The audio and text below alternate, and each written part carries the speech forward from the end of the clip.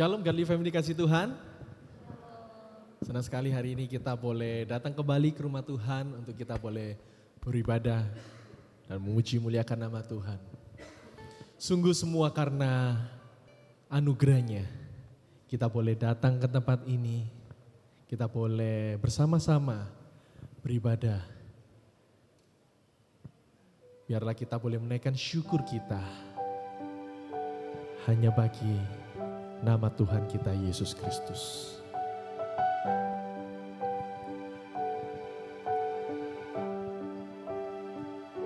Di hadirat-Mu ku sujud menyembah, ku cari wajah-Mu dan bukan berkat-Mu.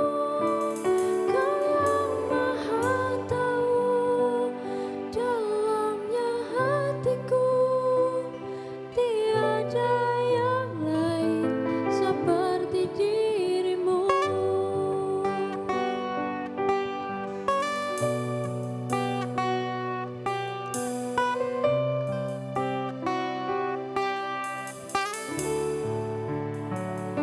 Di hadirat-Mu ku sujud menyembah, ku cari wajah-Mu dan bukan berkat-Mu. Kau yang maha tahu dalamnya hatiku, tiada yang lain seperti diri-Mu. Segenap hidupku ku mengasihi-Mu, Yesusku, ku cinta padamu. Bawaku mendekat padamu, tinggal di dalam hadirat-Mu.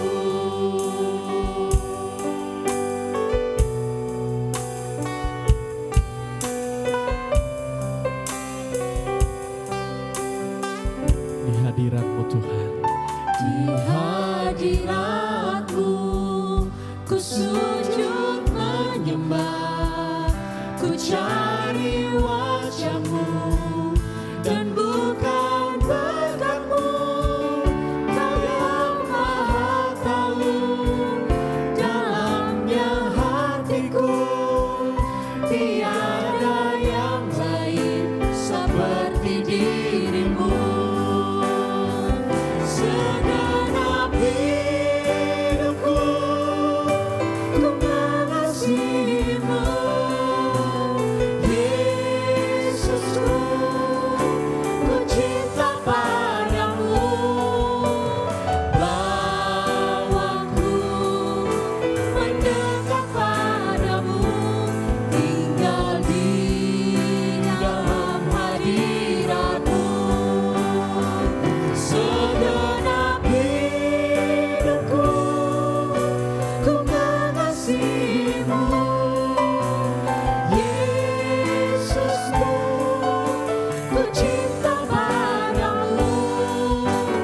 Bawaku mendekat padamu, tinggal di dalam hadirat-Mu. Bawaku mendekat padamu, tinggal di dalam hadirat-Mu. Bawaku mendekat padamu, tinggal di dalam hadirat-Mu.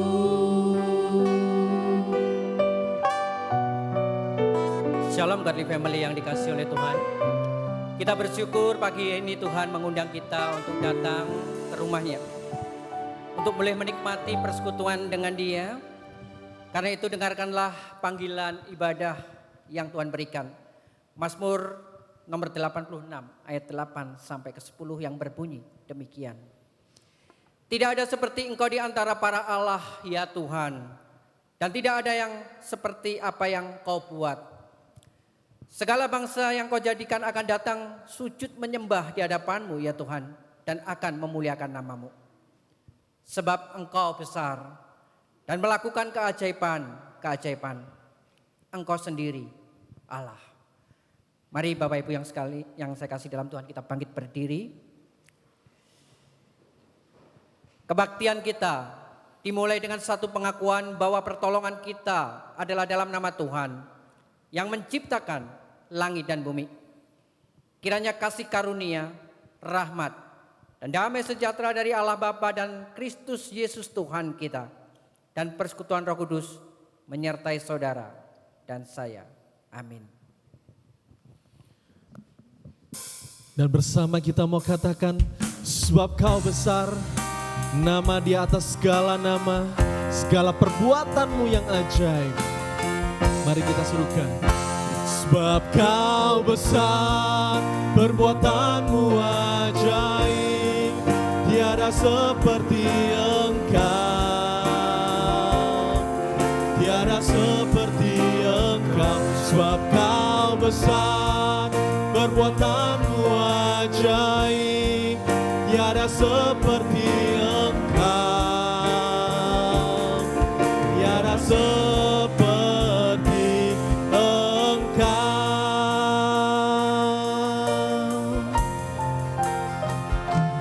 Ku beri kemuliaan dan hormat, ku angkat suara pujian, ku agungkan nama-Mu. Ku beri kemuliaan dan hormat, ku angkat suara pujian, ku agungkan nama-Mu. Sebab Kau besar, perbuatan-Mu ajaib, tiada seperti Engkau, tiada seperti Engkau. Sebab Kau besar, perbuatan-Mu ajaib, tiada seperti Engkau, tiada seperti Engkau. Sebab Kau besar, perbuatan-Mu ajaib, tiada seperti Engkau. Tiada seperti-Mu Tuhan, tiada seperti Engkau. Sebab Kau besar, perbuatan-Mu ajaib, tiada seperti Engkau, tiada seperti Engkau. Nyatakan sama. Sebab Kau besar, perbuatan-Mu ajaib, tiada seperti Engkau, tiada seperti Engkau. Sebab Kau besar, perbuatan-Mu ajaib, tiada seperti Engkau, tiada seperti Engkau.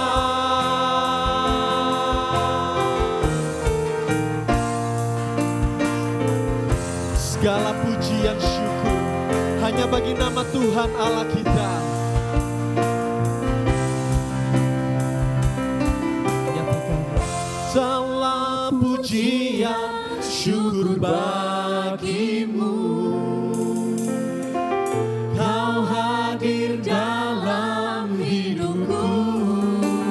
Kini ku datang sujud di hadapan-Mu, memuji-Mu, menyembah-Mu. Yesus, ku menyembah-Mu. Segala pujian, segala pujian syukur bagi-Mu. Kau hadir dalam hidupku. Kini ku datang sujud di hadapan-Mu, menyembahmu Tuhan, menyembahmu Yesus, ku menyembahmu. Segala pujian syukur bagimu, kau hadir dalam hidup kami Tuhan, hadir dalam hidupku. kini ku datang sujud di hadapanmu, memujimu, menyembahmu Yesus, ku menyembahmu, memujimu, menyembahmu Yesus, ku menyembahmu, memuji menyembahmu, memujimu, menyembahmu Yesus, ku menyembahmu. Kami mau memuji namamu Tuhan, kami mau menyembah namamu, nama di atas segala nama. Biarlah segala pujian hanya bagi namamu Tuhan. Engkaulah sumber keselamatan kami, nama di atas segala nama. Haleluya. Dihapuskan dosaku, dihapuskan dosaku, hanya oleh darah Yesus. Aku pulih dan sembuh, hanya oleh darah Yesus. Oh, darah Tuhanku, sumber pembasuhku, sucilah hidupku, hanya oleh darah Yesus. Hanya oleh darah Kristus. Mari kita bersorak-sorai katakan, pengampunan dosaku hanya apa? Hanya oleh darah Yesus. Penyucian hidupku hanya oleh darah Yesus. Oh, darah Tuhanku, sumber pembasuhku, sucilah hidupku, hanya oleh darah Yesus. Oh, darah Tuhanku, sumber pembasuhku, sucilah hidupku, hanya oleh darah Yesus. Oh, darah Tuhanku, sumber pembasuhku, sucilah hidupku, hanya oleh darah Yesus. Katakan dengan imanmu. Oh, darah Tuhanku, sumber pembasuhku, sucilah hidupku, hanya oleh darah Yesus. Setiap kami Tuhan datang ke tempat-Mu hari ini, kami yang penuh dosa, banyak sekali Tuhan pelanggaran kesalahan yang mungkin kami sengaja ataupun tidak kami sengaja Tuhan. Tapi biarlah oleh karena darah-Mu Tuhan, setiap dosa kami Engkau sucikan, Engkau pulihkan Tuhan. Engkau ampuni setiap pelanggaran kami. Semua karena anugerah-Mu. Ampuni kami Tuhan, kami menyerahkan doa kami di dalam nama Tuhan Yesus kami berdoa. Amin. Pendamaian bagiku hanya oleh darah Yesus, bukan oleh amalku, hanya oleh darah Yesus. Yesus.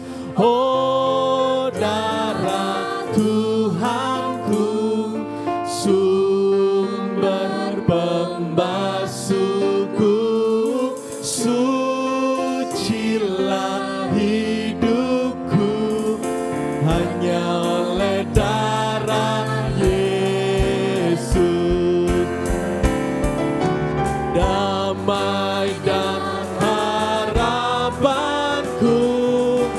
hanya oleh darah Yesus. Amin. Allah membenarkanku hanya oleh darah Yesus. Oh darah Tuhanku, sumber pembasuhku, sucilah hidupku hanya oleh darah Yesus. Oh darah Tuhanku, sumber pembasuhku, sucilah hidupku hanya oleh darah Yesus. Akan tetapi Allah menunjukkan kasih-Nya kepada kita oleh karena Kristus telah mati untuk kita. Ketika kita masih berdosa, lebih-lebih karena kita sekarang telah dibenarkan oleh darah-Nya, kita pasti akan diselamatkan dari murka Allah. Bersama kita mau katakan, jangan seorang pun menganggap engkau rendah karena engkau muda. Jadilah teladan bagi orang-orang percaya dalam perkataanmu, dalam tingkah lakumu, dalam kasihmu, dan dalam kesetiaanmu, dan dalam kesucianmu. Kita tetap bangkit berdiri. Setiap kita yang sudah mengambil komitmen di hadapan Tuhan, setiap kita dipilih untuk meninggikan namanya, nama di atas segala nama. Mari kita bersorak-sorai meninggikan namanya. Kita dipilih dan dikuduskan untuk memberitakan perbuatannya. Sekarang saatnya bangkit nyatakan. Nama siapa? Yesuslah Raja pemenang. Untuk selamanya Dia berkuasa, telah diberikan bagi kita. Kerajaannya tak akan tergoncangkan sampai selamanya. Pengharapan bergelora dalam kita, kekal mulia namamu Yesus Tuhan.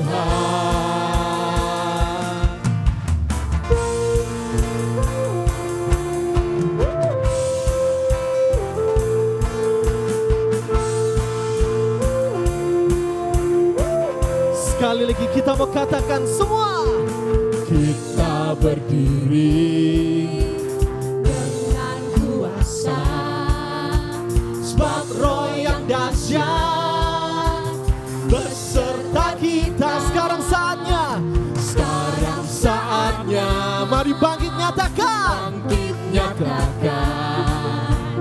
Yesuslah Raja pemenang. Semua siap lompat, come on.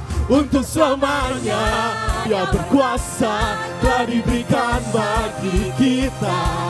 Kerajaannya tak akan tergoncangkan sampai selamanya. Pengharapan tergelora bagi kita, kekal mulia namamu Yesus Tuhan. Woo! Semua tangan di atas, come on.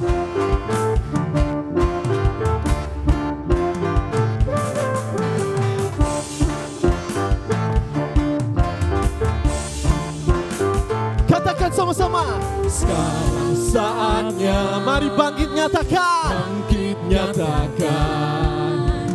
Nama yang besar.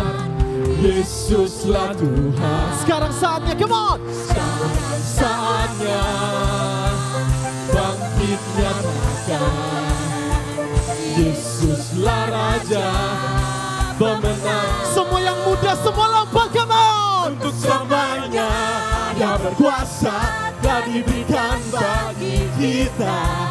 Kerajaannya tak akan tergoncangkan. Come on, sampai selamanya. Sampai selamanya pengharapan bergelora dalam kita. Kekal mulia namamu Yesus Tuhan. Kekal mulia namamu Yesus Tuhan.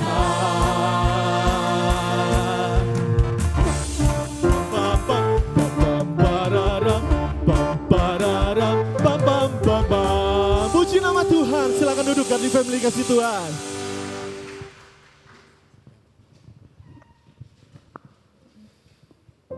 Saat kita boleh mengatakan, Engkaulah Yesus, Raja pemenang. Apakah sungguh benar setiap kita sudah meneladani iman hanya kepada Kristus?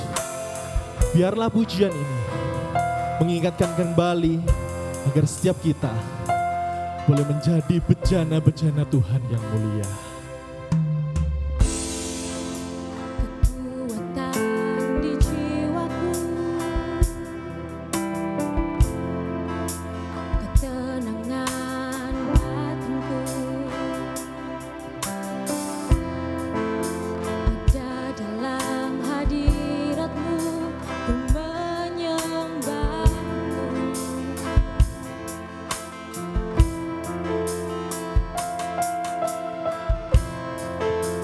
Bersungkurku di kaki-Mu, rasakan hadirat-Mu. Takkan ku melepaskan-Mu, Kau cahaya bagiku. Mengiringmu seumur hidupku, masuk dalam rencana-Mu Bapa. Pikiranku, kehendakku, ku serahkan padamu. Harapanku hanya di dalam-Mu. Ku kan teguh bersama-Mu Tuhan. Jadikanku bejana-Mu untuk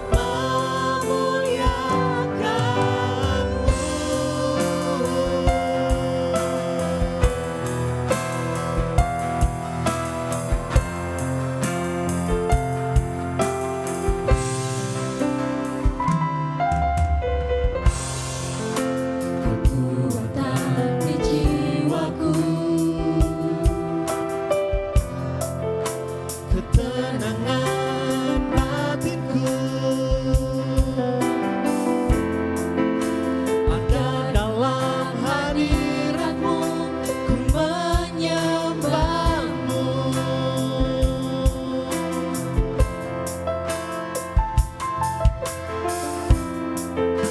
Bersungkurku di kaki-Mu,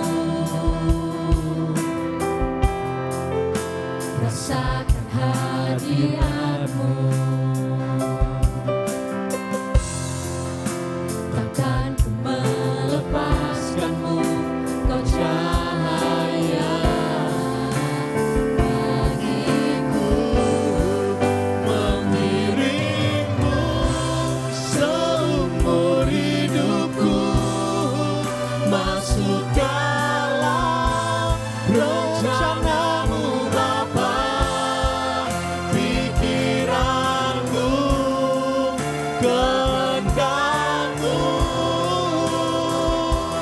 ku serahkan padamu. Harapanku hanya di dalam-Mu, ku kan teguh bersama-Mu Tuhan. Jadikan ku bejana-Mu untuk memuliakan-Mu.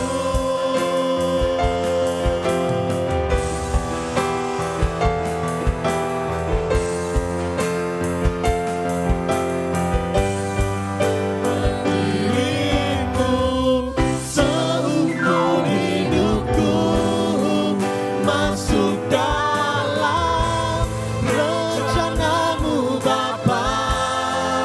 Pikiranku, kehendakku, ku serahkan padamu. Harapanku hanya di dalam-Mu, ku kan teguh bersama-Mu Tuhan. Jadikan ku bejana-Mu untuk memuliakan-Mu. Mengiring-Mu Seumur hidupku masuk dalam rencana-Mu Bapa. Pikiranku, kehendakku, ku serahkan padamu. Harapanku hanya di dalam-Mu, ku kan teguh bersama-Mu Tuhan. Jadikan ku bejana-Mu untuk memuliakan-Mu.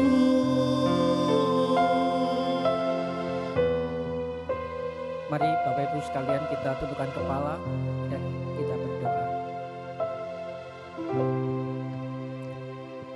Kami bersyukur ya Tuhan, karena pagi ini kami boleh memuji dan memuliakan nama-Mu. Dan biarlah Tuhan menilik hati kami yang tulus ketika kami menaikkan pujian dan penyembahan ini. Tidak ada kepura-puraan di dalam hati kami.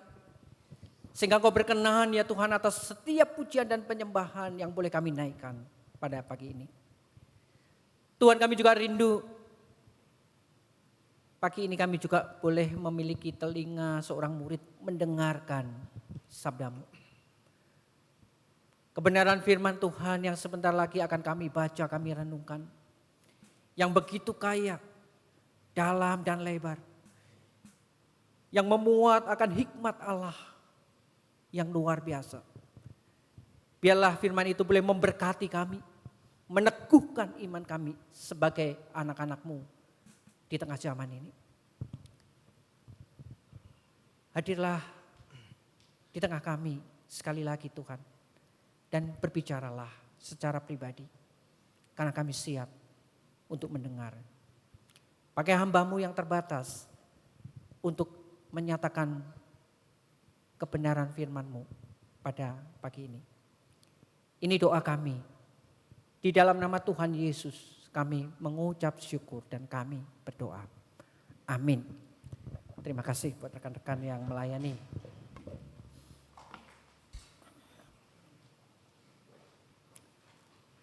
Saudara, pada pagi hari ini kita akan belajar satu kebenaran firman Tuhan dari surat 2 Timotius pasal yang pertama ayat pertama sampai ke 18. Kita akan buka bagian ini dan kita akan baca secara bergantian. Ada 18 ayat di sana supaya saya bisa menghemat suara saya pada pagi ini ya. Kita baca secara beresponsori ya. Saya ayat yang pertama silahkan Bapak Ibu sekalian melanjutkan ayat yang kedua dan kita selesaikan hingga ayat yang ke-18. Demikian firman Tuhan dari Paulus, Rasul Kristus Yesus oleh kehendak Allah untuk memberitakan janji tentang hidup dalam Kristus Yesus.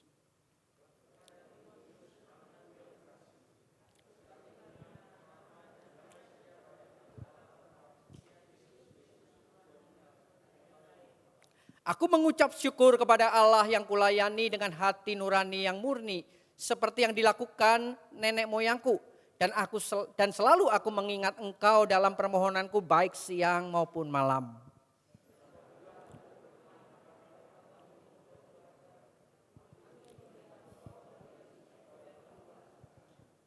Sebab aku teringat akan imanmu yang tulus ikhlas, yaitu iman yang pertama-tama hidup di dalam nenekmu Lois dan di dalam ibumu Yunike, dan yang aku yakin hidup juga di dalam dirimu.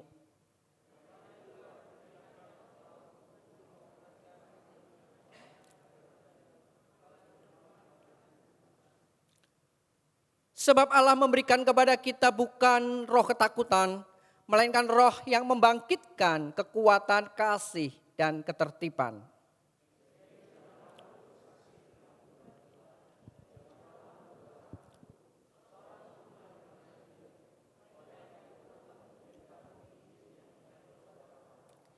Dialah yang menyelamatkan kita dan memanggil kita dengan panggilan kudus, bukan berdasarkan perbuatan kita, melainkan berdasarkan maksud dan kasih karunia-Nya sendiri yang telah dikaruniakan kepada kita dalam Kristus Yesus sebelum permulaan zaman.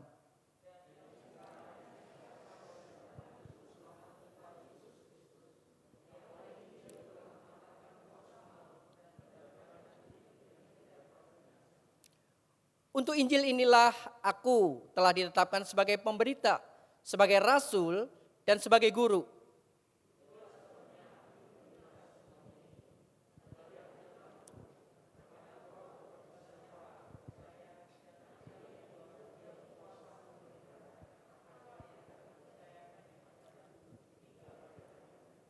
Peganglah segala sesuatu yang telah engkau dengar daripadaku sebagai contoh ajaran yang sehat, dan lakukanlah itu dalam iman dan kasih dalam Kristus Yesus.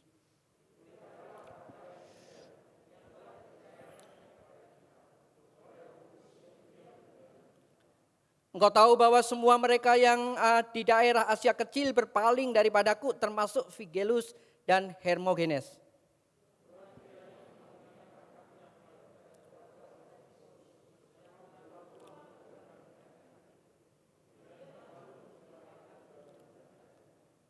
Ketika di Roma, ia berusaha mencari aku dan sudah juga menemui aku.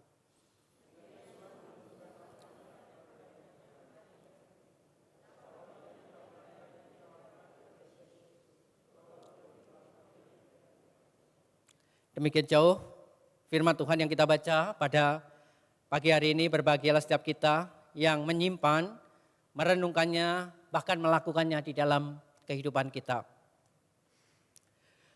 Bapak, Ibu, dan Saudara yang saya kasih dalam Tuhan, baik di gereja ini maupun di rumah masing-masing ya. Hari ini kita akan belajar mengenai teladan iman. Ya. Teladan iman. Nah, ada satu kata yang menarik dan saya yakin setiap kita pasti tahu kata ini ya, guru. Ya. Jadi kalau kita mendengar kata guru, maka pikiran kita langsung bahwa orang ini adalah seorang pendidik ya, dan tentunya ada murid yang dididik ya. Nah, kata guru ini di dalam tradisi Jawa atau falsafah atau filosofi Jawa itu merupakan akronim ya dari kata digugulan ditiru ya. Saya rasa setiap kita pada familiar dengan statement ini ya. Guru itu apa sih? Digugulan nah, ditiru ya. Artinya apa? Bahwa orang ini dapat dipercaya. Orang ini dapat diikuti. Dan secara sederhananya orang ini bisa menjadi teladan. Ya. Walaupun faktanya berbeda ya. Kalau kita melihat berita yang beredar gitu ya, enggak semua guru tuh jadi teladan, ada yang brengsek juga tuh. Ya, gitu ya. Masa seorang rohaniwan katanya kayak gitu ya, tapi juga melakukan perbuatan amoral terhadap anak didiknya. Nah seperti itu. Nah Bapak Ibu dan Saudara yang saya kasihi, keteladanan itu bukan hanya melekat dan diajarkan oleh seorang guru. Tetapi engkau dan saya itu bisa menjadi teladan. Setiap kita bisa menjadi teladan bagi orang-orang yang ada di sekitar kita. Kalau kita punya keluarga, ya itulah sekitar kita. Apa yang kita lakukan, apa yang kita kerjakan, itu bisa diteladani anak kita. Bisa dicontoh. Maka ketika kita memberikan sebuah teladan yang baik, itu hasilnya akan baik. Tetapi kalau keteladanannya itu tidak baik, ya jangan mengharapkan hasilnya baik. Seperti itu. Maka statement yang mungkin seringkali didengar, alah papa juga gitu kok, mama juga gitu. Waktunya habis untuk apa? Drakor. Ya anaknya drakoran. Coba suruh belajar. Sulit. Kenapa? Karena ada medianya, ada contohnya. Nah saudara tentunya sebagai orang percaya kita menyadari. Ya, apalagi sebagai sebuah gereja. Ya, yang isinya sebetulnya kumpulan daripada orang-orang yang berdosa yang sudah diselamatkan dan seharusnya menjadi teladan bagi dunia ini. Maka kita perlu menyadari hidup kita ini bisa menjadi berkat tuh bagi orang-orang di sekeliling kita. Tetapi sebaliknya hidup kita juga bisa menjadi batu sandungan. Berapa banyak orang yang kuciwa gitu ya. Ngapain enggak ke gereja? Ada si dia, males. Wah itu sebetulnya sakitnya di sini tuh kalau sebagai seorang hamba Tuhan. Kenapa? Karena enggak menjadi teladan. Ya seperti itu. Ya. Saudara kita juga bisa menarik orang sebagai orang percaya itu untuk datang kepada Kristus melalui keteladanan kita. Namun sebaliknya jangan salah. Kita juga bisa menjauhkan orang tuh dari Tuhan. Nah untuk itu kita perlu mawas diri. Perlu mawas diri di dalam menjalani kehidupan kita sebagai anak Tuhan di tengah kehidupan ini. Ya. Supaya apa? Supaya kita bisa memberikan sebuah teladan yang baik, yang menjadi berkat, yang membawa orang datang kepada Kristus. Khususnya di tengah komunitas kita, Godly Family. Saudara gereja ini banyak melahirkan para teladan iman ya, di sekeliling kita. Ya kalau kita melihat ya salah satunya mungkin Pak Nyoto tuh duduk di kursi roda masih menyempatkan hadir di gereja ini untuk apa? Beribadah. Teladan apa yang ditinggalkan? Teladan kesetiaan. Walaupun saya rasa kalau kadang-kadang mendengarkan firman Tuhan itu juga sebagian hilang. Karena pendengarannya mulai kurang. Tetapi kehadirannya itu menunjukkan sebuah keteladanan yang tidak bisa dihindari oleh setiap kita. Guru-guru sekolah minggu di tempat ini juga sebagian sudah berpulang ke rumah Bapa di surga. Salah satunya yang mungkin sangat dikenal kayak gitu ya. Bu Sri, nah, sebagian dari jemaat yang duduk di tempat ini merasakan bagaimana diajar, dibimbing, dibina oleh seorang guru sekolah minggu yang bernama Bu Sri itu. Ya. Bahkan ada yang menjadi aktivis, juga guru sekolah minggu juga. Ya. Nah keteladanan ini sangat dibutuhkan di dalam kehidupan kita. Ya. Pagi ini kita juga belajar dari keteladanan seorang tokoh yang Tuhan hadirkan di muka bumi dan yang banyak menghasilkan surat-surat di dalam Alkitab ini. Yang Tuhan pakai bagi orang-orang yang sebetulnya non-Yahudi, yaitu Paulus. Saudara, Paulus menunjukkan sebuah keteladanan iman yang baik bagi Timotius. Tetapi bukan saja surat itu ditujukan khusus untuk Timotius saat itu. Karena kalau kita melihat dari salam pembukaannya itu juga ditujukan kepada jemaat di Efesus. Loh, itu kan sudah lama firman Tuhan. Tetapi firman Tuhan ini tetap up to date sampai hari ini. Tetap memberikan sebuah pengajaran yang tidak berubah bagi kita. Dan tentunya pesan itu juga untuk saudara dan saya. Nah, keteladanan seperti apa sih yang ditunjukkan oleh Paulus di dalam salam pembukaan suratnya ini dan juga ucapan syukur dan nasihatnya kepada Timotius ini. Nah, saudara, yang pertama yang kita coba pelajari keteladanan mengenai dasar iman Paulus. Dasar iman Paulus. Saudara tentu tahu background daripada Paulus ini seperti apa dulunya ya. Sebelum namanya Paulus itu namanya Saulus. Seorang yang kira-kira itu seperti apa di dalam lingkungan konteks bangsa Israel pada saat itu. Dia sangat kuat sekali memegang sebuah tradisi Yahudi yang diwariskan turun-temurun bahkan dari gurunya sendiri. Pak gurunya yang besar, Gamaliel itu.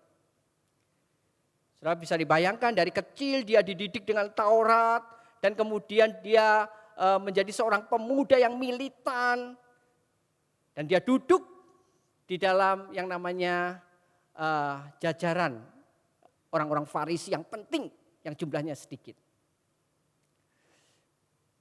Nah, kalau kita melihat dasar daripada iman Paulus itu sedikit melenceng, kurang tepat. Maka di dalam keberadaan imannya yang kurang tepat itu tetapi dia menghidupi. Nah, bayangin ya. Dia imannya kurang tepat tetapi dia menghidupi iman itu. Maka tidak heran ya. Kisah pertobatan yang dicatat di dalam kisah para rasul menunjukkan bagaimana Saulus itu adalah orang yang sangat kejam di mata orang-orang Kristen pada saat itu. Murid-murid Tuhan pada takut. Kenapa? Karena dia punya satu power, punya satu kuasa untuk apa? Untuk menangkapi orang-orang percaya. Murid-murid Tuhan bahkan dibawa kepada pengadilan dan tidak sedikit mereka dihukum mati. Nah, saudara, tentu dasar iman Paulus ini perlu dirombak, perlu dibenahi, perlu diganti yang baru. Karena kalau sudah bercokol lama, itu akan sulit untuk merombaknya. Perlu dicabut akarnya. Karena kalau tidak dicabut, maka akar itu enggak mati. Waktu lalu, saya mengamati ya, ada pohon palem kecil, enggak terlalu besar, itu di pastori itu ya. Yang ya enggak terlalu berfungsi lah. Secara keindahan estetika gitu ya di pastori Simpang Darmo. Dan itu saya minta untuk motong bertepatan dengan mengurangi dahan-dahan pohon mangga. Potong aja, tapi enggak cabut habis ya. Cuman dipotong, ditinggalkan kira-kira 10 cm dari akarnya gitu ya. Sudah mungkin orang beranggapan sudah mati. Padahal masih hidup, masih segar. Cuma kehilangan tubuhnya aja. Jadi mungkin kondisi daripada iman Paulus itu digambarkan seperti ini. Ketika iman yang salah itu tidak dicabut, maka iman yang salah itu akan tetap bercokol dan hadir di sana. Maka puji Tuhan, di dalam kebangkitan Tuhan Yesus sendiri yang hadir di dalam kehidupan Saulus. Dia sendiri yang kemudian membawa Paulus mengenal diri Kristus Yesus. Nah, saudara, dasar itu sangat penting sekali bagi Paulus. Dia punya satu pijakan iman yang pasti ketika Tuhan memanggilnya. Ketika Tuhan memakainya menjadi pemberita Injil. Bahkan kalau di sini dikatakan ada 3 jabatan yang dipercayakan, ditetapkan Tuhan. Yaitu sebagai pemberita, rasul, dan juga guru. Nah, saudara, dasar iman ini yang membuat Paulus itu juga menghidupi secara militan ketika percaya kepada Kristus. Sama ketika dulunya dia berdiri di dalam dasar iman Yahudi itu. Kepercayaan tradisi Yahudi yang dipegangnya itu kemudian dibalik, diubahkan menjadi iman yang tertuju kepada Kristus. Solus Kristus. Jadi tidak ada yang lain. Maka pijakan itulah yang membuat Paulus itu begitu setia mengikut Tuhan.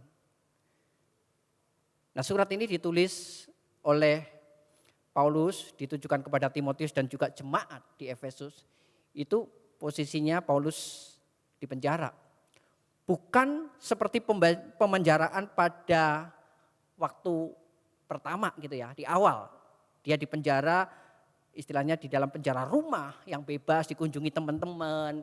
Jadi bisa hahihi, bisa sharing kayak gitu ya. Tetapi di dalam surat 2 Timotius ini, dia di penjara begitu ketat. Gak sembarangan orang bisa menjumpai Paulus. Bahkan salah satunya disebutkan keluarga Onesiphorus ini juga kesulitan untuk menemukan di mana penjara yang ditempati oleh Paulus itu. Tetapi Onesiphorus ini menemukan ketika di Roma itu dan berusaha untuk berkomunikasi dengan Paulus. Nah, Paulus juga menantikan hukuman mati tuh. Maka di dalam surat 2 Timotius ini dia menuliskan bahwa sekarang bagiku telah tersedia mahkota kehidupan. Darahku sebentar lagi dicurahkan. Nah, dalam kondisi seperti itu Paulus tetap berpijak kepada iman yang benar, iman yang pasti. Dan di dalam seluruh surat Paulus kepada jemaat itu selalu diberikan sebuah identitas akan dirinya. Saya ini Paulus, tapi saya ini adalah hamba Kristus. Saya ini Paulus, tetapi saya adalah rasul Kristus oleh kehendak Allah, bukan kehendakku. Maka di sana dasar pijakan ini butuh untuk dihidupi. Saudara, dasar iman yang sejati itu akan membuat setiap orang percaya itu tegar di dalam menjalani pergumulan kehidupan imannya. Enggak akan mudah meninggalkan. Dan itu sudah diteladankan oleh Paulus sendiri. Paulus menyadari bahwa mengikut Tuhan tidak mudah ya. Yang mengatakan ikut Tuhan mudah itu ya mungkin adalah orang-orang yang mencari kepentingan. Tapi ikut Tuhan itu pasti kan sulit. Lawang gurunya saja digiring di atas kayu salib, apalagi muridnya. Seorang murid itu tidak akan lebih daripada seorang guru. Jadi bisa dibayangkan ketika Paulus menerima panggilan yang Tuhan berikan. Tetapi dasar imannya yang teguh, yang pasti itu tidak menggoyahkan. Sekalipun apa? Sekalipun dia menderita. Sekalipun dia di penjara, dia bisa mengucap syukur atas apa yang dimilikinya. Perhatikan di dalam pasal ini ketika kita membaca di dalam ayat ke-12. Itulah sebabnya aku menderita semuanya itu, yaitu di dalam pemenjaraannya. Tetapi aku tidak malu karena aku tahu kepada siapa aku percaya. Dan aku yakin dia berkuasa memeliharakan apa yang telah dipercayakannya kepadaku hingga pada hari Tuhan. Saudara, dasar iman seperti apa sih yang hari ini kita pijak. Ya. Apakah kita berani berkata, loh kita ini sudah jadi anak-anak Tuhan Pak. Kita pasti dasarnya Kristus Yesus. Saudara, ini sebetulnya statement yang kalau boleh saya katakan pasti jemaat Efesus seperti itu juga. Pasti pijakannya Kristus Yesus. Tetapi surat 1 Timotius dan 2 Timotius ini salah satunya ditujukan kepada Timotius itu untuk mengantisipasi ajaran sesat yang ada di dalam sebuah gereja. Bahkan ironisnya ajaran itu bukan diajarkan dari luar, tapi dari dalam. Dari orang-orang percaya. Dari orang-orang yang tidak lagi setia kepada Tuhan. Dua contoh murid Tuhan yang disebutkan oleh Paulus di sini, Figelus dan Hermogenes. Dia tidak lagi setia. Dia meninggalkan Paulus dan pelayanannya. Mencari kepentingannya sendiri di dalam pelayanan. Nah, saudara, waktu Paulus menuliskan surat ini, Paulus menyadari gereja Tuhan rawan. Enggak semuanya punya iman yang kokoh. Apalagi ditambah dengan banyak pergumulan penderitaan.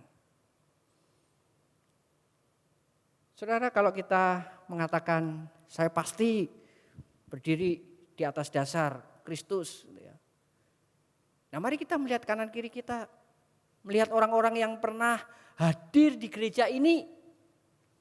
Kalau sebelum pandemi itu jumlahnya ya boleh dikatakan hampir 450-an lah. Nah, ini 100-nya kemana? Saya enggak ngerti juga. Pindah gereja Pak, puji Tuhan. Pindah agama, aduh itu yang sakit. Mulai malas, nah ini diragukan lagi dasar pijakannya. Nah saudara, tentunya ketika kita mengoreksi dasar iman kita akan sadar siapa sih Tuhan yang kita imani itu. Maka kita akan setia, sama seperti satu ucapan syukur yang dilakukan oleh Paulus kepada Timotius. Ketika melihat iman daripada Timotius itu yang tulus ikhlas, yang setia di dalam mengembalakan jemaat di Efesus itu. Saudara, ini yang perlu kita teladani dalam kehidupan hari ini ya. Iman seperti apa yang menjadi dasar pijakan kita. Dan kedua, Paulus juga memberikan sebuah teladan, bukan hanya dasar iman yang tepat, yang pasti, tetapi bagaimana menghidupi iman itu di dalam keseharian kita. Bagaimana menghidupi keyakinan iman itu di dalam hidup kita sehari-hari.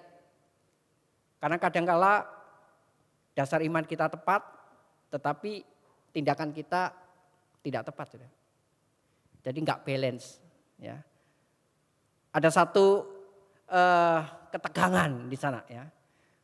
Orangnya sih Kristen, KTP-nya Kristen. Ya. Setiap minggu datang ibadah, seperti itu.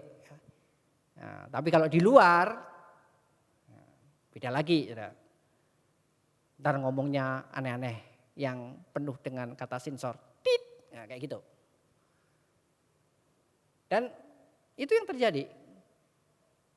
Nah saudara, disadari atau tidak, seringkali orang-orang Kristen, orang-orang percaya itu mencoba untuk menyembunyikan identitas dirinya di dalam sebuah komunitas. Kenapa? Karena kita sadar bahwa mengikut Tuhan itu adalah kelompok yang minor, kecil. Yang disoroti, yang seringkali dilihat dan kemudian dicari kesalahannya. Kalau sudah ketemu, pasti lebih dalam lagi.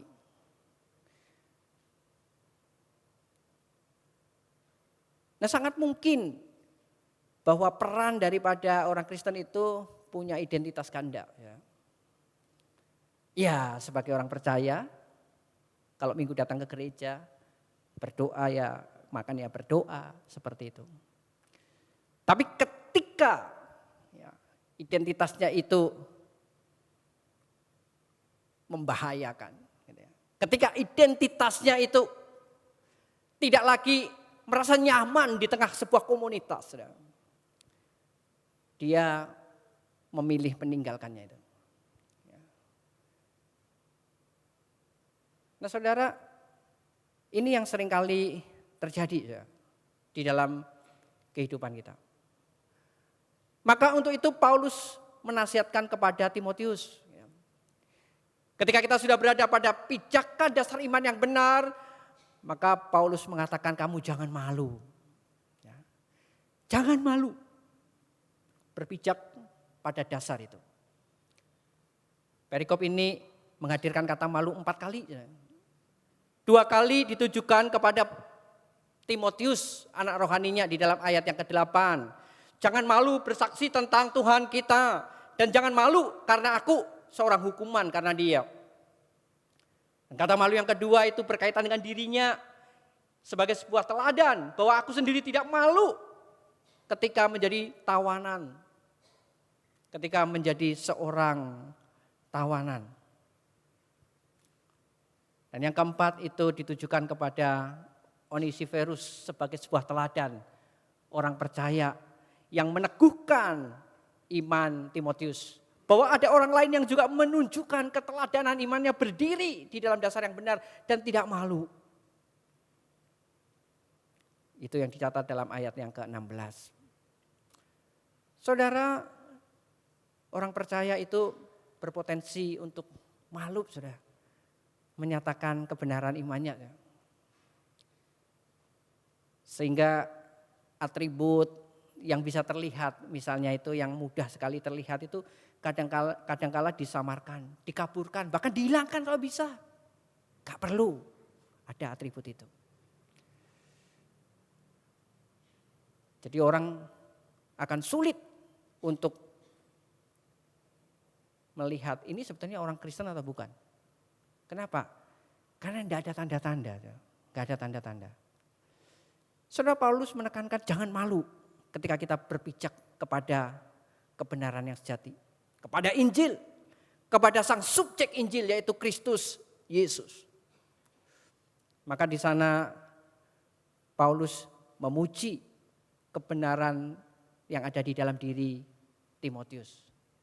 Imannya itu dipuji oleh Paulus di dalam ayat yang ke-5. Imanmu, sebab aku teringat akan imanmu yang tulus ikhlas. Iman yang tulus ikhlas. Ini bahasa aslinya bagus sudah. Iman yang enggak pura-pura. Iman yang original, asli, yang otentik, apa adanya, seperti itu. Walaupun Timotius sendiri adalah gembala yang muda di jemaat Efesus. Sebagai seorang yang muda, dia harus melayani jemaatnya yang ya mungkin di atas dia, yang lebih pandai secara filsafat, pendidikan dan sebagainya. Dan Paulus menegaskan di dalam firman Tuhan bacaan tadi ya. Jangan seorang pun menganggap engkau rendah karena engkau muda. Jadi teladan, yang penting jadi teladan. Jangan khawatir dengan usia. Yang penting kehidupanmu jadi teladan atau tidak. Itu lebih penting. Saudara jangan malu. Itu yang ditekankan oleh Paulus. Tetapi juga di dalam ayat yang ke-8 ini ditambahkan oleh Paulus.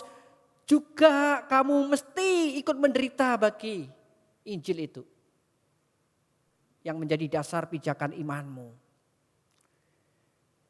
Jadi bukan hanya sekedar malu, tetapi juga kamu harus ikut menderita. Satu bagian firman Tuhan yang lain dicatat di dalam 1 Petrus 2 ayat 21. Itu Petrus itu juga menambahkan, orang percaya itu dipanggil untuk berbagian dalam penderitaan Kristus. Ini bagian yang gak bisa dipungkiri. Orang percaya itu akan dipanggil di dalam penderitaan yang pernah dialami oleh Kristus.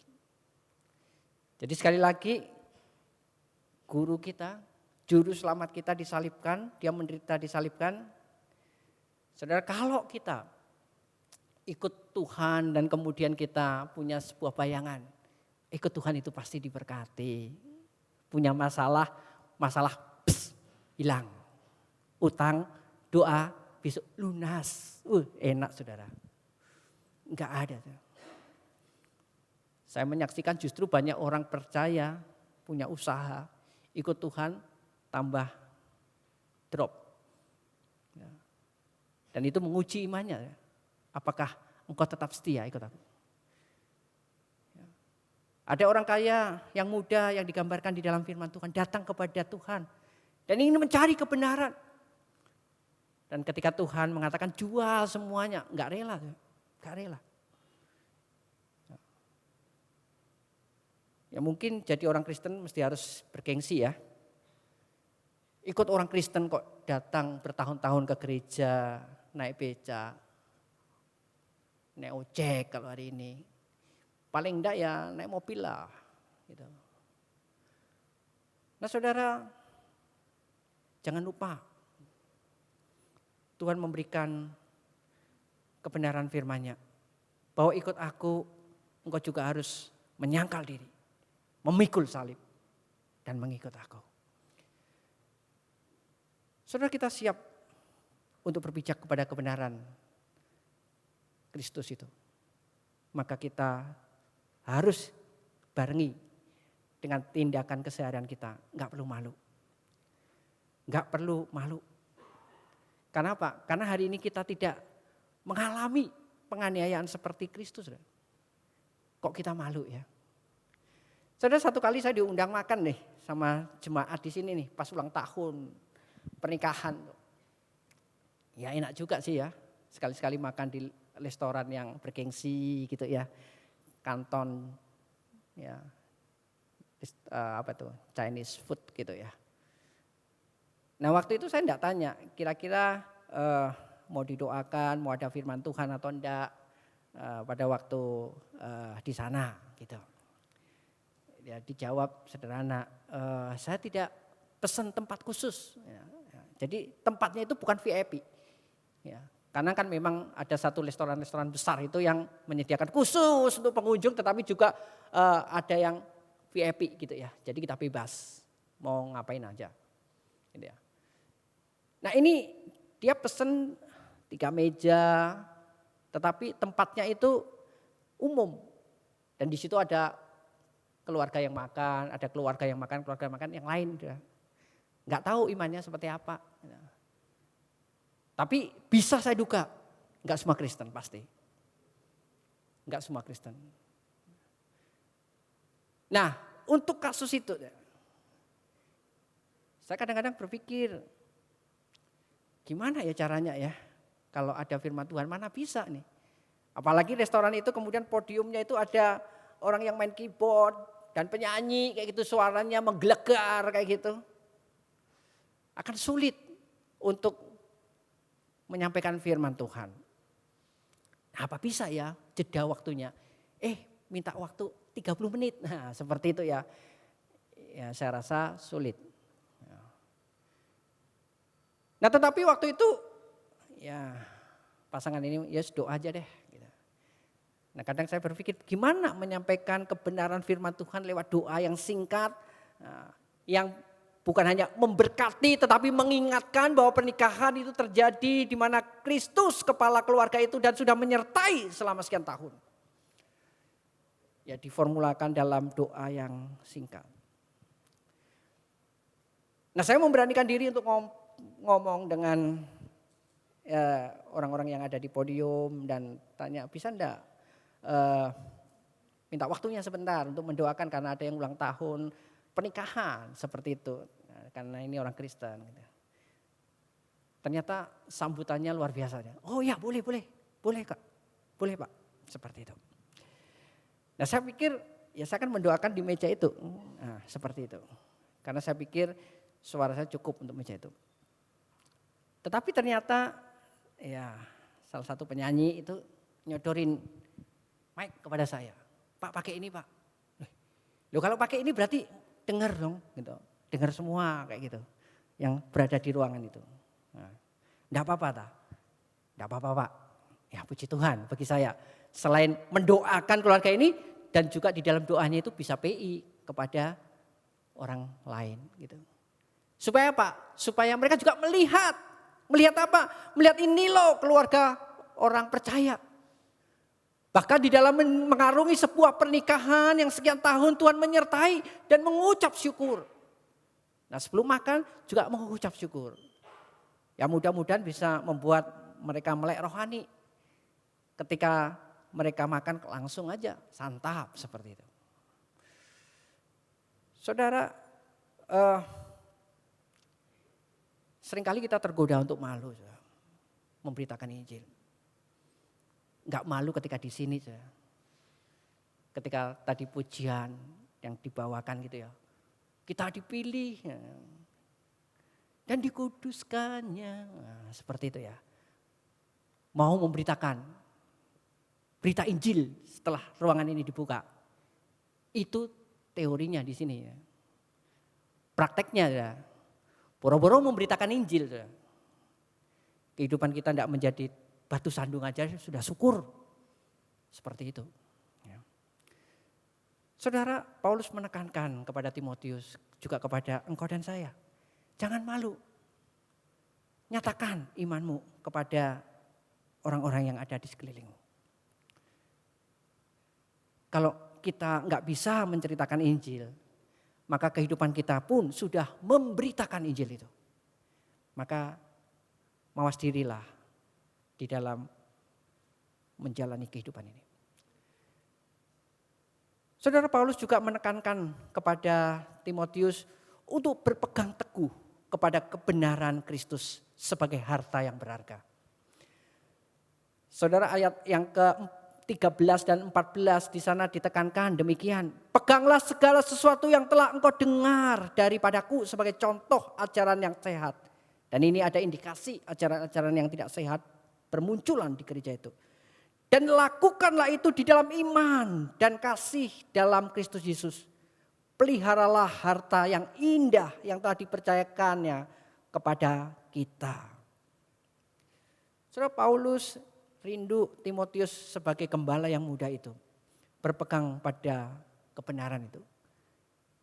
Mengatakan kebenaran dengan setia. Satu bagian firman Tuhan yang ditekankan dalam 2 Timotius 2 ayat yang ke-15. Paulus berkata demikian, usahakanlah supaya engkau layak di hadapan Allah sebagai seorang pekerja yang tidak usah malu, yang berterus terang memberitakan perkataan kebenaran itu. Saudara, ketika kita berpijak kepada kebenaran yang tepat, yang pasti, yang benar, apa sih yang kita ragukan? Apa sih yang kita rasakan di dalam kehidupan ini? Apakah membuat kita malu menyaksikan diri kita sebagai orang percaya di hadapan Tuhan? Firman Tuhan jelas memberikan semangat kepada kita ayat yang ke-7 bahwa Allah akan memberikan kita roh yang membangkitkan kekuatan kasih untuk berani bersaksi di tengah zaman ini, di tengah generasi yang ada ini. Saudara, bukan sebaliknya ya, kita kembali malu, mengaburkan kebenaran, mengkompromikan yang namanya Injil itu. Saudara, satu statement yang pernah ditulis di dalam statusnya Pak Johansen gitu ya. Entah beliau mendengarkan khotbah dari mana kemudian tetapi menggelitik saya gitu ya untuk menyampaikan gitu ya. Sederhana gitu ya. Kalimatnya itu gini, hari ini ya, itu banyak dunia ataupun orang-orang di sekitar kita, orang-orang sekuler itu berusaha mengadopsi yang namanya perkataan firman Tuhan. Mengadopsi Alkitab, firman Tuhan untuk diterapkan di dalam kehidupannya. Sehingga lahir motivator-motivator Kristen yang larisnya kayak kacang goreng gitu ya. Semangat. Dan itu diadopsi di dalam sebuah perusahaan sekuler yang menghasilkan profit yang besar. Dan dia ngambil kata-kata yang membangkitkan semangat dari firman Tuhan. Nah kebalikannya, kebalikannya ini orang Kristen ini yang luar biasa. Banyak orang Kristen yang bukan mengadopsi, tapi mengaborsi. Membuang apa? Membuang firman Tuhan yang gak perlu, menyakitkan telinga. Datang ke gereja ini udah capek-capek, hari Senin sampai Sabtu kerja, banyak masalah. Datang ke gereja, khotbahnya tentang dosa. Abot, berat. Jadinya apa? Kasih persembahan dikit, enggak menarik. Maunya apa? Berkat, ikut Tuhan diberkati. Ikut Tuhan beres. Oh persembahannya meningkat. Saudara, ini yang terjadi. Jadi kebenaran itu diaborsi. Sementara dunia mengadopsi. Saudara, ini ironis. Paulus menekankan kamu mesti berdiri teguh di dalam kebenaran.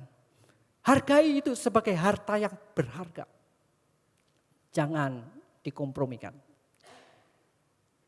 Nah saudara, salah satu hal yang ditekankan di dalam jemaat di Efesus ini bahwa Paulus melihat ada indikasi pengajar-pengajar sesat yang mulai mengkolaborasikan tradisi yang membuat firman Tuhan itu tidak lagi menjadi sebuah gada yang begitu keras memberikan teguran, tetapi seperti tepukan seorang anak kepada temannya. Kalau kita mencermati Tuhan Yesus itu punya iman yang otentik, bukan? Dia ketika berhadapan dengan orang-orang yang menyelewengkan kebenaran firman Tuhan, tidak selaras apa yang diimani dengan dilakukan. Khususnya ahli Taurat, dia sebut sebagai ular beludak. Kalimat itu sangat keras pada saat itu. Dan kalau hari ini kita ditegur, apa sih yang sudah kita lakuin? Iman Kristen seperti apa sih yang menjadi pijakan kita? Kalau dasar itu Kristus, maka saya yakin Tuhan rindu kita melakukannya dengan setia. Jangan dikompromikan dengan dunia ini. Karena dunia ini tidak bisa menerima kebenaran itu. Nah saudara, saya rindu setiap kita boleh menghargai Injil. Boleh menghargai dasar pijakan kita. Kristus Yesus itu. Dan itulah yang kita pertahankan ketika kita meninggalkan tempat ini. Jangan malu ketika kita menyandang status saya umat Tuhan. Saya anak Tuhan. Dan itu yang harus saya ceritakan. Saudara, kalau ini kita lakukan dalam hidup kita, seharusnya gereja ini penuh. Seharusnya gereja ini menjadi tempat di mana orang-orang itu mencari kebenaran yang tidak didapatkan di dunia ini. Kiranya Tuhan menolong kita, menolong saudara dan saya untuk menjadi teladan-teladan iman. Sebagaimana Paulus memberikan teladan kepada Timotius dan juga memberikan teladan kepada kita. Mari kita berdoa. Tuhan, kami bersyukur untuk kebenaran firman-Mu. Satu kebenaran firman Tuhan yang menolong kami untuk berpijak pada dasar iman yang tepat, yaitu Yesus Kristus. Allah yang hadir di tengah-tengah kami, yang mati menggantikan dosa-dosa kami. Allah yang bangkit, yang naik ke surga, bahkan menyediakan tempat bagi kami ketika Tuhan memanggil kami. Dan biarlah dasar itu boleh kami jalani dalam kehidupan sehari-hari.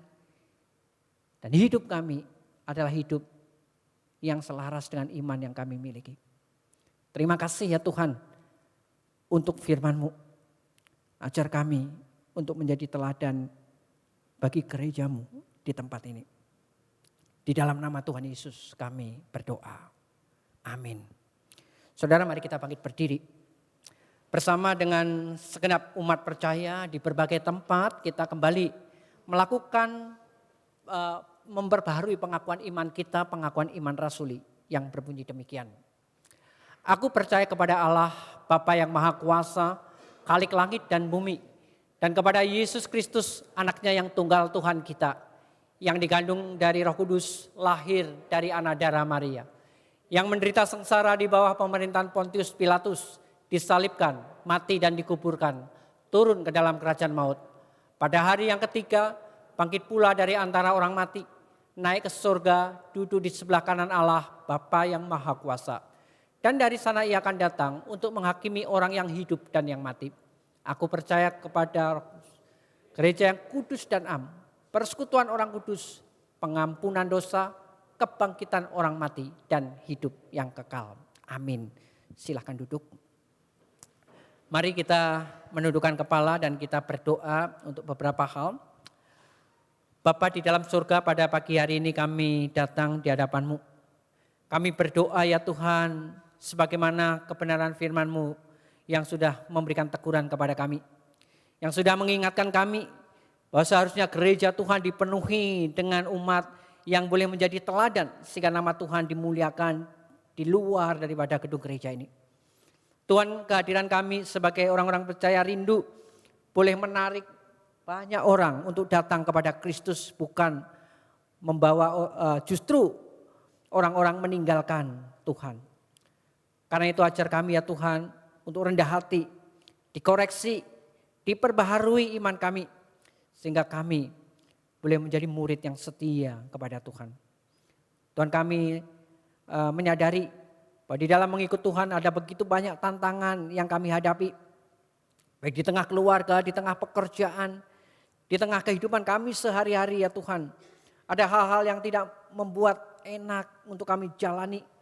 Tetapi ketika kami berpijak pada kebenaran, dasar iman yang kami tujukan kepada Kristus, maka segala sesuatu sanggup kami lewati ya Tuhan.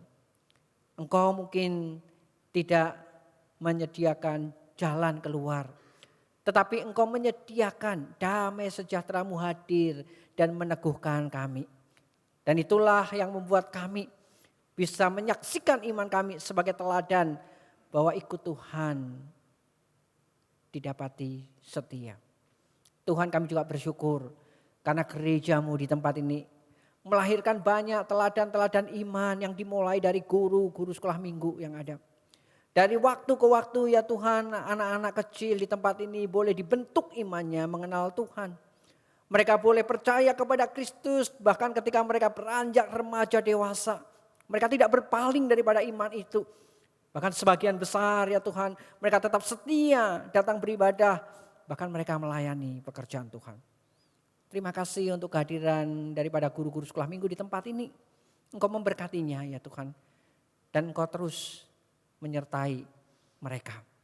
Terima kasih, kami bersyukur untuk segala sesuatu yang sudah Kau kerjakan di dalam kehidupan umat-Mu di tempat ini. Ini doa kami, di dalam nama Tuhan Yesus kami berdoa. Amin.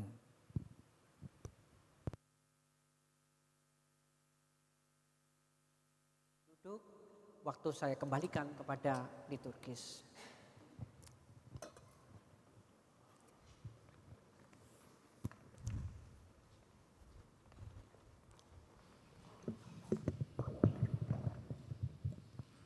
Kita akan memberikan persembahan menjadi respon syukur kita di hadapan Tuhan. Sampai akhir hidupku, ku kan mau tetap setia.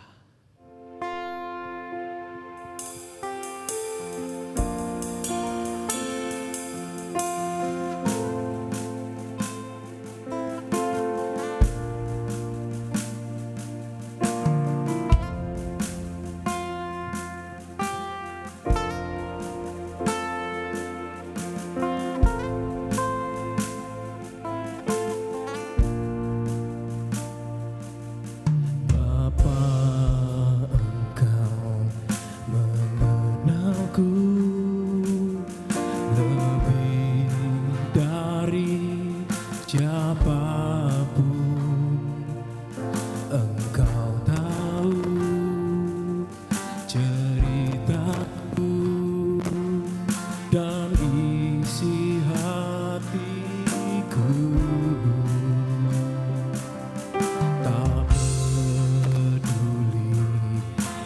masa lalu Engkau tetap memilihku, ubahkanku, sempurnakan jadi karya yang indah. Kini aku percaya tiada yang mustahil bagimu. Kuasamu kuatkanku, dasarku berharap. Kini aku berserah pada rancanganmu bagiku. Ku ikuti panggilanmu, ku kan setia sampai akhir hidupku.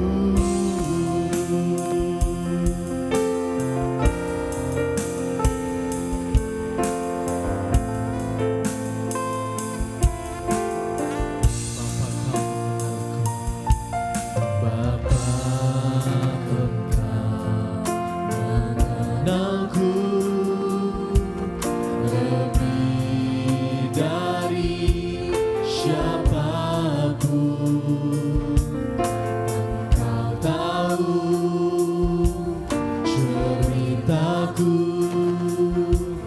dan isi hatiku. Tak peduli masa lalu, Engkau tetap memilihku. Ubahkanku, sempurnakan jadi karya yang indah. Kini aku percaya tiada yang mustahil bagimu. Kuasamu kuatkanku, dasarku berharap. Kini aku berserah pada rancanganmu bagiku. Ku ikuti panggilanmu, ku kan setia sampai akhir hidupku. Saudara, kita boleh bangkit berdiri bersama.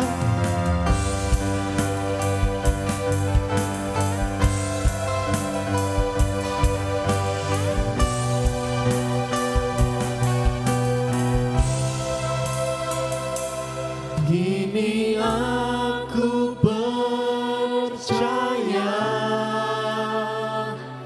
tiada yang mustahil bagimu. Ku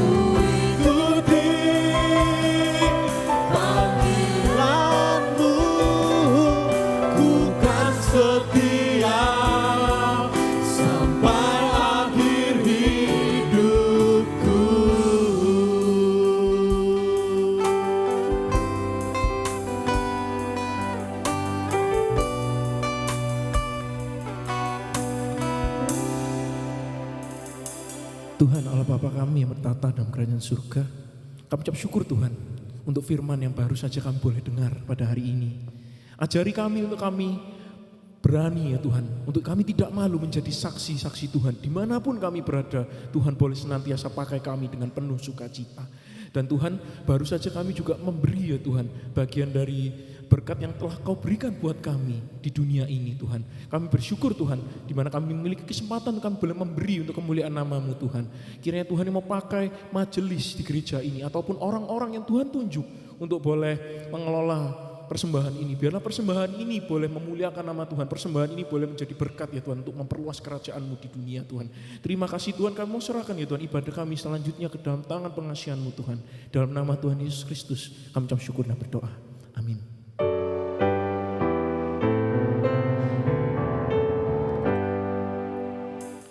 Puji Allah Bapa Putra,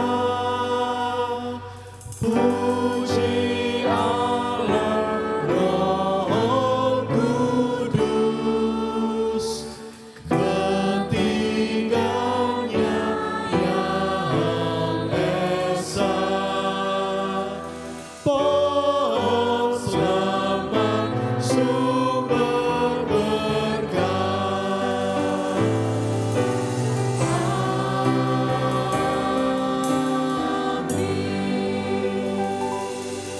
Jemaat yang dikasihi oleh Tuhan, jadilah teladan di dalam kehidupan keseharian kita. Dan biarlah nama Tuhan dimuliakan. Dan biarlah Tuhan juga dikenal oleh banyak orang yang belum mengenal karya keselamatannya. Dan saat ini pulanglah dan terimalah berkatnya. Tuhan memberkati dan melindungi engkau. Tuhan menyinari engkau dengan wajahnya dan memberi engkau kasih karunia. Tuhan menghadapkan wajahnya kepadamu dan memberi engkau damai sejahtera. Mulai pagi hari ini sampai Maranatha Tuhan datang kedua kali. Amin.